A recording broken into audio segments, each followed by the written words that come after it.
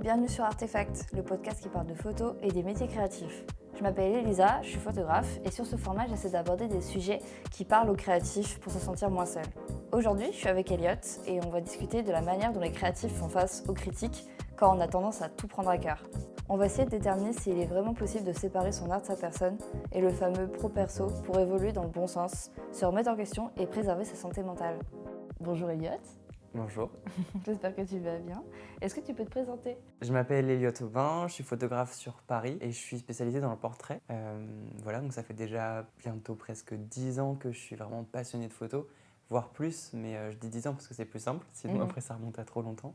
Et du coup, je suis aussi vidéaste professionnel et je réalise du coup des vidéos pour des particuliers, des entreprises, un peu comme ce que je fais dans la photo pour le coup. Et c'est vraiment devenu du 50-50 avec la photo. J'ai commencé la vidéo quand même un peu plus tardivement, même si ça a toujours été là. Et maintenant, c'est vrai qu'on m'appelle pour ces deux parties de mon métier. Donc le premier point que je voulais aborder, c'était est-ce que concrètement, est-ce que c'est possible en fait de détacher son art de sa personne ? Parce que c'est facile à dire, mais à faire, c'est très compliqué. Bah, franchement, ce sujet, du coup, il m'intéresse énormément parce que ça fait un peu écho aussi justement à ce qu'on disait tout à l'heure sur mon parcours, en tout cas, et même le tien, parce que du coup, c'est aussi une histoire d'expérience. Mais ces débuts, en fait, quand j'ai commencé, que j'étais vraiment... En fait, je me revois vraiment, alors jeune, avec déjà une petite maturité, parce que si j'ai eu le courage de le faire quand même, de me lancer, c'est qu'il y avait déjà un petit truc. Mais j'ai tellement appris là, durant toutes ces petites années déjà, que je me revois quand j'étais plus jeune, plus petit comme ça, et très justement un peu cette naïveté dans le monde pro, justement, parce que du coup, je suis arrivé un peu comme ça. Je me suis... Ouais, en fait, on m'a accueilli dans plein d'endroits, on m'a un peu ouvert les... Comment on dit ça ? T'as ouvert des portes. On m'a ouvert des portes, et du coup, je suis arrivé, et je me suis aussi... J'ai pris les clés pour les ouvrir aussi, hein, bien sûr, mais ça a été un peu les deux. C'est ça, c'est pas par hasard, mais en même temps, tout s'est fait un peu rapidement, et du coup, je suis arrivé avec ma petite naïveté, enfin en tout cas l'innocence de ce que j'étais plus quand j'étais petit. Et c'est vrai que ça m'a... C'est là où je me suis... Enfin, en fait, j'ai compris un peu, enfin j'ai pas compris sur le moment, mais où j'ai été confronté justement à tout ça. Et du coup, au départ, je pense que j'avais vraiment beaucoup de mal à le gérer. Et du coup, je trouve ça intéressant qu'on en parle encore une fois. Et c'est pour ça que ce sujet me parle, parce que je pense que j'ai des choses à dire là-dessus, et notamment par rapport à mon premier contrat que j'ai pu avoir. C'était une des premières fois qu'on me contactait pour un si gros, entre guillemets, projet. Je dis entre guillemets parce que c'est la suite de l'histoire qui va être drôle. Et en fait, je me souviendrai toujours, c'était quand j'étais encore au lycée, on me contacte pour un projet du coup assez cool. Et en plus, ça venait d'une agence que je connaissais de loin, voilà, juste comme ça, mais qui était quand même assez connue dans le milieu. Et c'est vrai que sur le moment, je me suis dit, mais c'est incroyable. Et en fait, je me suis dit, il faut absolument que je travaille avec eux. Et ils m'ont demandé, Et en fait, je commençais déjà un peu à me plier, je sais pas, à me mettre à leurs genoux pour que je sois pris. Enfin, il y avait ce truc qui commençait déjà. Ouais, alors qu'ils sont venus te voir pour toi. Et que oui, en fait, c'est pas pour te brider. Et c'est exactement ça. Et du coup, je commençais à me dire, mais il faut absolument que... Enfin, j'avais trop envie, quoi. Et donc, les choses se sont passées, etc. Jusqu'où on est arrivé... Enfin, jusqu'au moment où on est arrivé, du coup, à justement établir un contrat où, en fait, là, ils me proposaient quelque chose de vraiment... je pourrais presque dire minable, vraiment. Enfin, vraiment, c'était une somme... Même à l'époque, tu t'es dit que c'était... Mais alors, non, justement. C'est ça, oui, voilà, c'est ça le problème. C'est aujourd'hui, je me le dis, mais à l'époque... Oui, parce que généralement, c'est quand on débute, on se rend pas compte qu'on est des énormes clowns, tu vois. Et c'est là que je rebondis sur ce que tu disais tout à l'heure, sur l'entourage, et que c'est super important d'avoir un entourage bienveillant, en tout cas qui t'aide sur ça, parce que parfois, tu n'as pas les armes pour. Et moi, j'allais foncer, quoi. J'allais foncer parce que j'avais juste peur de quoi ? De perdre le contrat.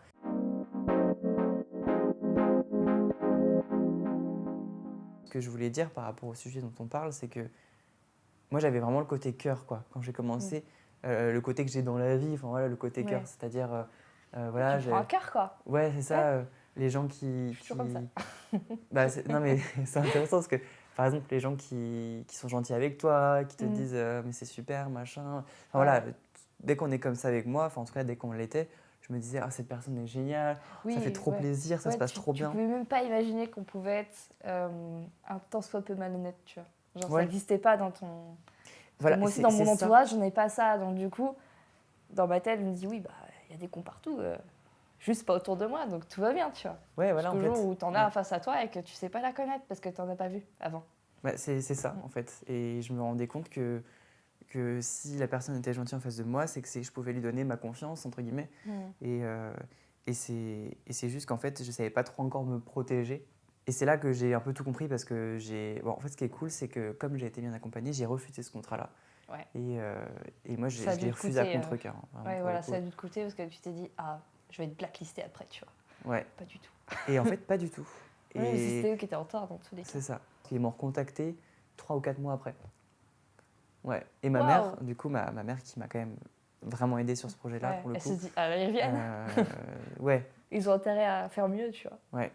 Mais elle m'a vraiment fait comprendre un peu les choses. Elle m'a pas dit, ouais, ce monde-là, c'est l'horreur. Parce qu'on pourrait aussi, parce que c'est vrai que Oui, on parfois, il pourrait y a un faire peu un ce tableau monde comme de. ça. Oui, Ouais. mais il y a un peu ce monde de requins. Mais en fait, je trouve que c'est un peu général aussi, dans le sens où, oui, c'est un monde qui peut être un peu dur. Mais il y a aussi plein de choses positives. Enfin, il y a plein de gens avec qui tu peux super bien t'entendre et vraiment travailler positif, enfin, dans un espace de bienveillance. Et il n'y a pas que ça. Mais du coup, elle m'a juste un peu subtilement expliqué les choses pour que je puisse comprendre et ne pas être trop déçu, même si je l'étais. Mais le fait de l'avoir fait, ça m'a permis de m'imposer sur les mois d'après. Et donc, du coup, c'est là que je me suis rendu compte aussi que c'était important, du coup, de un peu détacher justement sa personne dans de sa ton vie entreprise, perso. en fait. C'est ça, que dans la vie pro. C'est-à-dire que moi, vraiment, moi-même, j'aurais dit, oh, mais oui, oui, bien sûr. J'aurais été en mode gentil parce qu'ils sont gentils avec moi. Sauf que du coup, là, ça veut rien dire, en fait. Oui, Enfin, t'as l'impression d'avoir lié une relation avec des personnes alors Oui. qu'il n'y a rien du tout, tu vois. Mais c'est ça, moi Et en fait, j'étais t'as l'impression persuadé. d'être redevable alors qu'il n'y a rien à la base. C'est exactement ça, c'est le terme redevable. En fait, je me Tu te sentais sens redevable. Ouais. Je me disais, ils sont trop gentils avec moi. Mais je pense que quand même, ils ont appuyé sur le fait que je sois jeune et aussi que je sache pas encore justement détacher parce que je pense que c'est important. Pas dans tout, parce qu'encore une fois, c'est bien aussi parfois d'être un peu de ce qu'on est dans la vie et ce qu'on est dans le monde pro. Il n'y a pas besoin d'être toujours deux personnes différentes. Peut-être un peu mieux pour se protéger en tout cas, parce qu'on ne connaît pas vraiment tout le monde. Il faut vraiment comprendre le pourquoi ils viennent te voir, tu vois. Ouais. Parce qu'ils peuvent te raconter ce qu'ils veulent, oui, c'est ça. Faut le savoir lire entre les lignes pour voir. J'ai vu que j'ai moins d'expérience que toi, je prends encore toujours tout à cœur. Alors pour le moment, ça va, j'ai jamais eu de très mauvaises expériences en termes de clients. C'est vrai que je prends tout à cœur, genre quand je prends du temps à réfléchir avec la personne à son projet, nanana, que je fais mon devis, tatata, et que finalement ça n'aboutit pas. Alors j'ai pas l'impression qu'on me trahit, mais je me dis merde, j'aurais peut-être pas dû m'investir autant. C'est pour ça que c'est super intéressant, parce que cette question, en fait, c'est très compliqué d'y répondre, enfin de vraiment dire oui ou non. C'est que finalement, je pense que c'est très dur de tout détacher et que ce qu'on est dans la vie pro, bah, c'est aussi un peu de nous. Sauf que il faut juste apprendre à avoir plus de recul peut-être sur des choses où bah, les gens vont pas forcément se dire tiens, elle a pris du temps pour faire ça. Faut quand même que... Les gens ne se rendent pas compte. Non, il y en a certains qui se rendent compte. Oui, mais je pense que c'est ça, c'est plutôt genre de se dire de penser au fait qu'ils vont pas se poser la question peut-être. Et déjà, rien que là, en un an d'entreprise, j'ai compris que les gens venaient me voir pour avoir des devis, pas pour discuter avec moi non plus, tu vois. Ils veulent avoir l'information qu'ils veulent tout de suite. Et c'est après que tu sympathises. S'il y a un commun accord de base, tu vois. Ouais. Alors qu'au départ, moi, je préférais voir si le feeling passait avant de... Tu vois, enfin, je sais pas comment dire, moi, j'aime bien le contact humain. Et en fait, j'aimais bien quand les gens, ils me parlaient un peu d'eux d'abord. Mais les gens, des fois, ils veulent juste pas ça, ils veulent juste un prestataire. Et si le feeling passe, c'est un bonus, en fait, tout simplement. Mais après, je me retrouve un peu quand même dans tes paroles. Même si on a deux personnalités différentes et sûrement plein de choses, soit en commun, soit différentes. Je veux dire, on est différents comme on a des choses en commun dans ce milieu-là, etc. Mais par exemple, moi, je sais qu'il y a des moments où, quand je faisais des devis, je m'investissais énormément parce que j'essayais vraiment de faire un truc un peu sur mesure. Je voulais vraiment que ça convienne. Enfin, en fait, je sais pas, je me mettais trop de pression aussi là-dessus. Et au lieu de me dire, en fait, je mets mon tarif, je l'envoie, c'est comme ça, c'est carré, c'est comme d'habitude. Juste, je le fais en fonction des petits changements. Parce que parfois, c'est vrai qu'un devis, c'est long parce qu'il y a des subtilités dans le contrat ou dans le projet qu'il faut changer sur son devis. Donc, il faut réfléchir à un autre système pour trouver un compromis dans tes prix. En fait, il y a le côté où tu peux le faire machinalement, en mode, écoute, vous demandez ça, c'est tant, ta. Moi, je vais mettre le côté cœur, ce qui fait que je vais faire, ah, mais oui, mais ça, j'aime bien, donc machin. Du coup, je prends beaucoup plus longtemps à faire un devis. Oui, voilà, parce que du coup, tu essaies trop de faire en fonction de... En fait, on a peur parfois de ce qu'on va nous dire. du résultat. Et c'est vrai que moi, quand on me disait, quand j'envoyais un devis, j'avais trop hâte de faire le contrat et j'étais en mode, j'espère que ça va le faire. Bah oui, Et que ça le faisait pas, c'était la chute libre, quoi. Oui, parce que j'ai l'impression que c'était ta faute, alors que des fois, c'est juste les clients qui ont juste pas prévu le bon budget et que c'est pas toi qui es trop cher, c'est juste eux qui ne l'ont pas. Et puis parfois, c'est ça, il faut juste se dire, de toute façon, faut pas que ça remette en question tout mon travail parce que ce que je propose, en fait, c'est parce qu'on n'a pas encore conscience vraiment de la qualité de ce qu'on propose, je pense aussi. Au départ, c'était ça, je pense. Ouais. En tout cas, pour moi, c'était vraiment ça. Non, mais c'est ça et aussi. de me dire, ouais, mais je suis pas sûr non plus de réussir parfaitement ce qu'on va me demander. Enfin, il y avait un manque de confiance sur sur est-ce ce que qu'on je vais te réussir demandait. ce qu'on me demande, quoi. Du coup, À la limite, est-ce que ça vaut ce que je veux demander, tu vois. Est-ce qu'il serait pas mieux que je me brade un peu pour être soulagée? Mais en fait, non, c'est pas une histoire de. Voilà. Ça, Il n'y a que toi que ça soulage. Enfin, c'est ça. En fait, c'est ça, parce que eux derrière, ils voient juste un chiffre, tu vois. Ils voient pas ta goutte de sueur derrière ton ordi, ils le voient pas quand ils reçoivent un mail. C'est pour ça que c'est super important, là pour le coup, de se détacher. En fait, c'est pour ça que c'est un sujet qui. Je pense que ça dépend des domaines, ça dépend des tâches. Des tâches, des surtout, situations. Des situations, des situations plutôt. Ouais. Et moi, ça m'est arrivé de plusieurs. En fait, à la suite, quoi, plusieurs devis qui tombent à l'eau. Et en plus, parfois, c'est pour des raisons mais totalement différentes. Oui, mais parfois, t'as l'impression que ça s'enchaîne et que c'est ta faute. Et là, t'es ça peut être un problème de prix ou autre chose. Ça peut être aussi un problème de disponibilité ou alors entre-temps, ils ont trouvé quelqu'un. Mais moi, c'est vrai que je prenais beaucoup les choses pour moi aussi au départ. Je me disais, bah voilà, soit mon travail n'est pas assez bien, soit ce que je propose, c'est pas ma valeur. Enfin, c'est pas à hauteur de ce que je vaux. Ce que tu vends, De ce que je vends. Et ça me remettait un peu en question. Mais vraiment, pareil, j'avais vraiment une remise en question. Et ce que je trouve cool, et c'est pour ça que je pense que ça, tu vas aussi le ressentir, c'est sûr. Mais là, actuellement, ça peut m'arriver encore. Je dis pas que c'est hyper dur de se dire, mais non, c'est terminé, moi j'ai plus de problème. Tu peux pas dire jamais de toute façon ça. Non. C'est jamais linéaire, mais c'est vrai que ça dépend des déjà, projets en fait. souvent. Mais ça dépend des projets aussi, parce que tu as des projets forcément qui tiennent plus à cœur que d'autres parfois. Oui. Où tu es plus sensible. Et c'est vrai que quand c'est dans un domaine où c'est vraiment un domaine qui te plaît, tu as vraiment envie d'avoir le contrat, donc forcément tu le prends un peu pour toi. Mais j'avoue que maintenant j'essaie vraiment de me dire, plutôt que de me dire de me projeter, de me dire ça ne le fera peut-être pas, au lieu de me dire ça va le faire, parce que sinon ça me met toujours dans un système où j'ai des attentes énormes. Donc là je préfère me dire j'envoie, on verra et on en parle après, plutôt en mode machinalement. Donc tu vois, pour enlever un peu le côté un peu émotion, sentiment. En fait, enlever le côté espoir du truc. Oui, voilà. En fait. Je vois ce que tu veux dire, parce qu'en fait, quand tu reçois une demande, t'es en mode ah, bah trop bien. Déjà, il y a la moitié de fait, tu vois, la demande est faite. Non, il y a plein de trucs qui peuvent se passer après. Après, l'espoir, il commence au moment où tu reçois le mail et tu te dis j'aimerais tellement. Mais du coup, là, avant de répondre, faut se répondre, remettre. tu rumines un peu avant de répondre. Mais en fait, c'est ça. Alors qu'en fait, tu devrais dire ok, j'y répondrai demain, ce soir, je fais autre chose, tu vois. Ouais. Tu vois. Là, c'est assez récent que je commence à faire ça en mode ok, j'ai reçu un mail après 19h, bah je répondrai demain. Ah, mais il y a ça aussi. Tu vois. Et c'est vrai que là, on arrive sur le sujet du coup de comment gérer aussi son planning et du coup, comment on fait pour mêler les deux, quoi. Le switcher. Et ça, c'est super intéressant parce que c'est super dur en tant qu'entrepreneur, vu que c'est comme on l'indique, c'est quand même, on est notre propre chef. Donc il y a un côté. En fait, c'est ça que je répétais souvent à mes potes, même quand j'étais plus petit et tout, parce que c'est vrai que parfois, même, j'avais l'impression que certaines personnes. En fait, parfois, tu es sur ton téléphone, mais tu vas pas forcément parler à des gens ou tu vas travailler sur un truc, parce qu'on peut travailler un peu de partout, ou même sur ton ordi, etc. Parfois, on a l'impression que c'est un côté ludique, mais il y a aussi un côté, non, c'est aussi le travail. J'aime ce que je fais, mais il y a aussi le travail, et ça peut être genre le portable, même à 22h, mais ça va être pour répondre à des messages de clients. Oui, voilà, et du coup, pareil, là, on rentre dans un système où tu es dans la vie perso et le pro en même temps. Et du coup, là, ça peut un peu être un peu compliqué. Mais je pense que ça, c'est un peu aussi ce qu'on décide d'accepter quand on se met à son compte. C'est un peu le deal de base, quoi. C'est un peu le deal parce que le travail peut te suivre partout, quoi. C'est ça, parce que imaginons, je sais pas, t'es pas là pendant 2 jours. C'est vrai que pendant 2 jours, si soit tu l'annonces pas, ou soit tu préviens pas, il y aura personne au bureau entre guillemets pour le faire à ta place.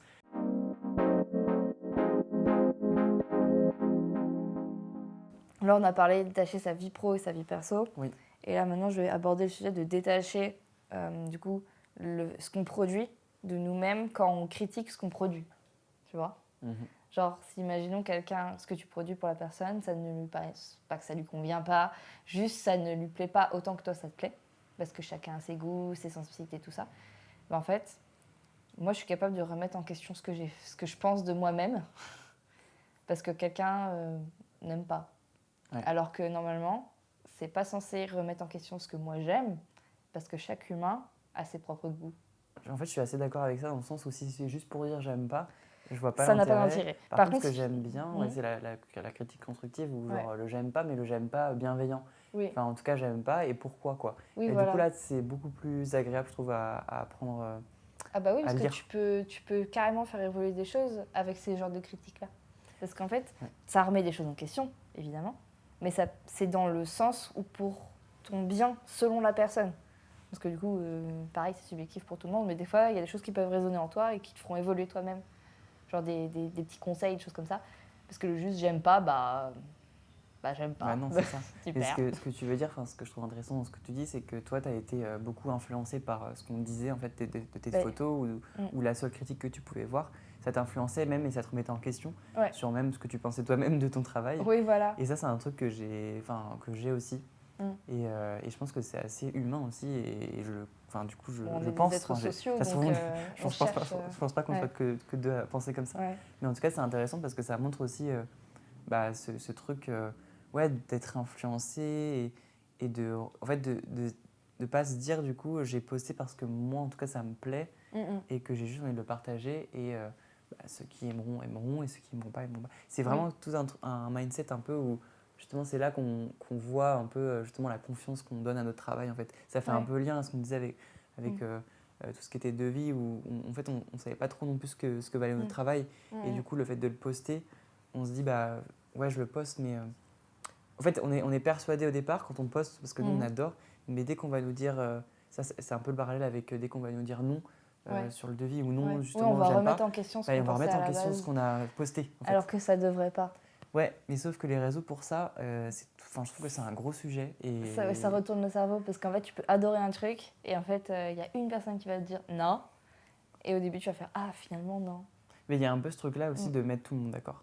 Moi, je pense que ça, c'est un peu mon gros problème à la base. Alors qu'on ne peut pas aimer tous la même chose.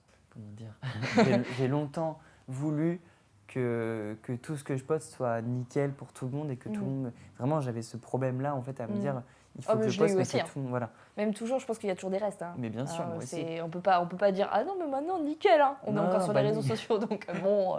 J'ai bien aimé, vous voyez pas, mais elle a fait un petit signe assez drôle. Je pense que c'est hyper important, là, pour le coup, de se détacher de ça quand on poste. Et c'est vrai que moi, je sais que les réseaux, c'est pareil, ça a été... En fait, c'était un peu source d'angoisse parce que je postais et dès que je sentais qu'une publication marchait moins qu'une autre, je me disais ça y est, ça c'est nul. Alors que ça ne l'est pas moins, tu vois. Et mais du coup ça influençait même mes posts d'après. Parce qu'en fait je voyais un peu, je voyais un peu ce que... Je focalisais un peu sur ce que les gens aimaient le plus pour poster, pour leur donner ce que les... Après je fais une généralité encore une fois, mais ça dépend vraiment de chacun, c'est juste que l'algorithme fait que... Oui voilà, ça venait à poster pour le réseau social et pas pour toi. Depuis le départ on parle beaucoup de perso. Donc en fait, est-ce qu'on peut réellement détacher le perso du pro? Je ne pense pas. Mais on peut avoir, comme tu dis, une autre approche. Et puis même trouver des mécanismes pour se protéger et pour trouver aussi peut-être une autre personne, on va dire une personne avec une casquette, pour pouvoir, enfin c'est pour faire un schéma, que cette personne prend le relais de toi-même et va déposer le devis ou le mail. En fait, je pense que c'est ça qu'il faut faire. Par contre, dès que ça se passe, dès que tu es en situation concrète et que ça se passe bien, là, il faut donner ce qu'on est.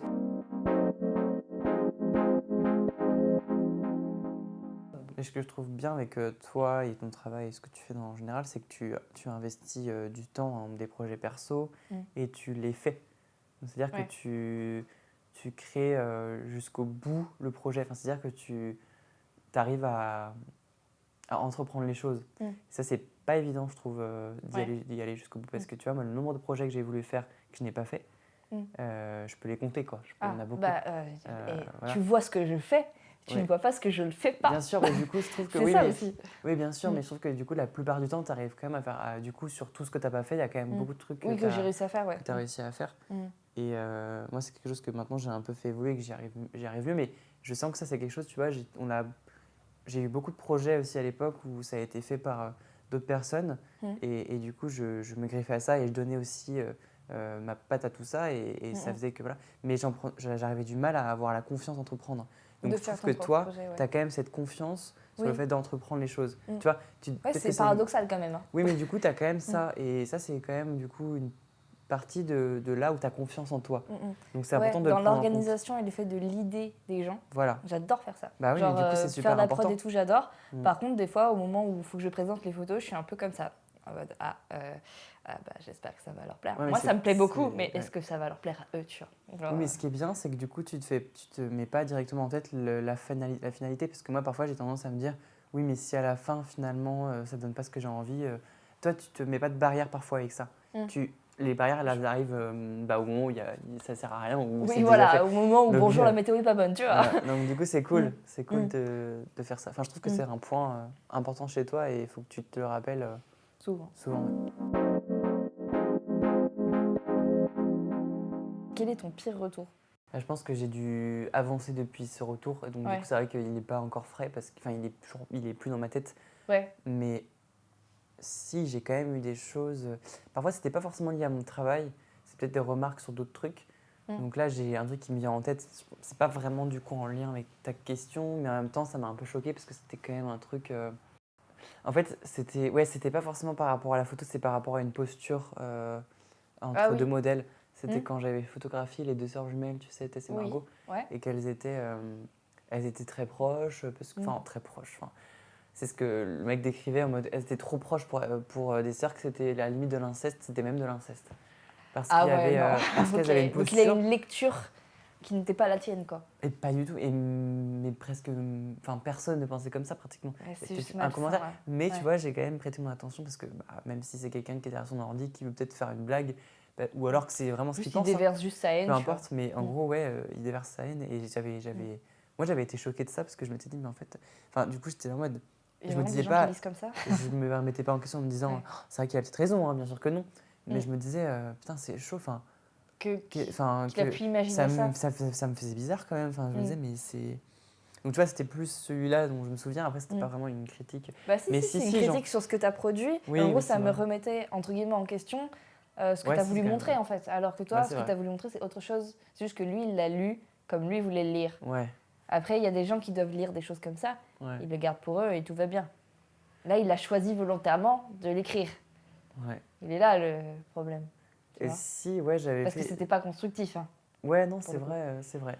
Ouais, c'était pas du tout constructif, mais du coup, c'était un truc qui m'a un peu étonnée et choquée. Ouais. Si on vient à un moment pas cool maintenant, est-ce que dans 2 ans, on y pensera toujours avec cette boule au ventre ou qu'en fait, ce sera tassé depuis longtemps, quoi. J'essaie de penser à ça quand des fois je vais pas bien. Merci beaucoup d'avoir accepté mon invitation, c'était hyper intéressant. Mais merci à toi pour l'invitation. Alors si tu as apprécié l'épisode avec Elliot, je t'invite à mettre une petite étoile. Et puis voilà, on se retrouve sur un prochain épisode. Salut!